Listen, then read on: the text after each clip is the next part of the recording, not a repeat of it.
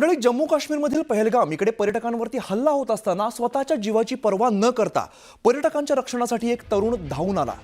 सय्यद आदिल हुसेन शहा या अवघ्या 20 वर्षांच्या युवकाचा देखील दहशतवाद्यांच्या हल्ल्यामध्ये मृत्यू झालेला आहे। माणुसकी दाखवत धाडसाने दहशतवाद्यांना सामोरं जाणाऱ्या सय्यदचा या निधनाबद्दल हळहळ व्यक्त करतानाच उपमुख्यमंत्री एकनाथ शिंदे यांनी वैयक्तिकरित्या सय्यदच्या कुटुंबियांना 5 लाख रुपयांची मदत केली। पहलगाम इकडे मदतीसाठी गेलेले कार्यकर्ते आणि सरहद संस्थेचे पदाधिकारी यांच्या माध्यमातून सय्यदच्या कुटुंबियांना धनादेश देण्यात आलेला आहे। यावेळेला उपमुख्यमंत्र्यांनी व्हिडिओ कॉन्फरन्सिंगद्वारे सय्यदच्या कुटुंबियांशी संवाद साधून त्यांना धीर दिलाय।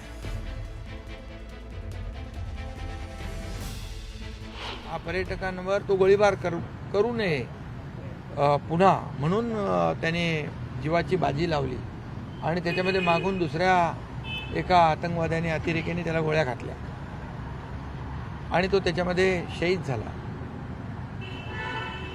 त्याच्याशी त्याच्या परिवाराशी देखील मी आज फोनवर बोललो। आपले कार्यकर्ते तिथे गेले, त्याला देखील एक परिवाराला त्याच्या 5 लाख रुपयाची मदत केली आणि त्याचं जे मोडकळीस आलेलं घर देखील आपले कार्यकर्ते तिथं त्याला पुन्हा बांधून देतील।